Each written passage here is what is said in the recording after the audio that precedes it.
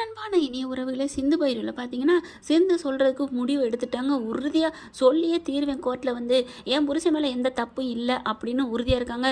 ஆனால் சிவா வந்து சிந்துக்கிட்ட நீ சொல்லவே கூடாதுன்னு சத்தியம் வாங்கிடுறாங்க. ஆனாலும் என் சத்தியத்தை விட நீ நல்லா இருக்கணும் டாக்டரே அப்படின்னு கோர்ட்டுக்கு போகிறாங்க. கோர்ட்டுக்கு போனால் பார்த்தீங்கன்னா எல்லா தரப்பும் அப்படி வாதாடுறாங்க.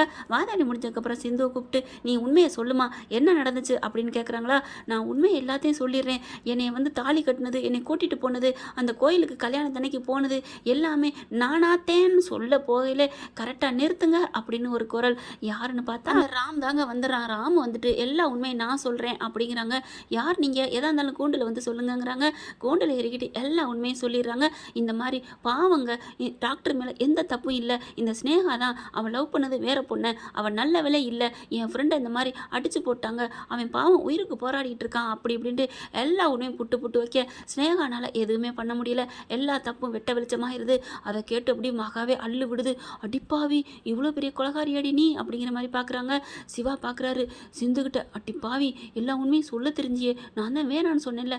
இல்லை டாக்டரே, நீ நல்லா இருக்கணும் தான் டாக்டரே, என்னடி நல்லா இருக்கணுன்ட்டு, உனக்கு வா வீட்டுக்கு வா, உன்னை வச்சுக்கிறேன் அப்படிங்கிறாங்க.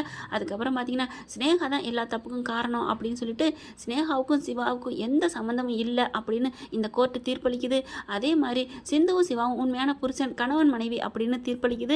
அதை விட இந்த மாதிரி ஆளை வச்சு, இந்த மாதிரி ஷாமுங்கிறவனை ஆளை வச்சு அடிச்சு இந்த மாதிரி கோமா ஸ்டேஜில் உண்டாக்கி வச்சிருக்காங்க இது நாள் வரைக்கும். அதனால அந்த தண்டனைக்கும் ஸ்னேகாவுக்கு 2 ஆண்டுகள் கடுங்காவல் தண்டனை கொடுக்கப்படும் அப்படின்னு தீர்ப்பு சொல்லிடுறாங்க. அப்படியே ஸ்னேகாவால் ஒன்றும் பண்ண முடியல. எவ்வளோ கெஞ்சினாங்க, ஏதாவது உண்மையை சொன்னிச்சா, ஆனால் சொல்லலையே. ஆனால் இங்கிட்டு சிவாவும் சிந்தும் ரொம்ப சந்தோஷப்பட்டுட்டு வெளியில் வராங்க. அவ்வளோ சந்தோஷப்படுறாரு.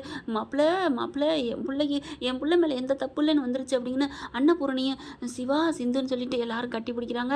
ஆனால் சிவா அம்மா மட்டும் அப்படியே சொத்து போச்சே, வடை போச்சே அப்படின்னு புலம்பிக்கிட்டு இருக்கு. ஓகே ஃப்ரெண்ட், பார்க்கலாம் என்ன நடக்க போகுதுன்னு. இந்த பதிவு உங்களுக்கு பிடிச்சிருந்துச்சுன்னா உங்கள் பொண்ணான கையில் உள்ள போட்டு சப்ஸ்கிரைப் பண்ணிடுங்க. Thank you friend.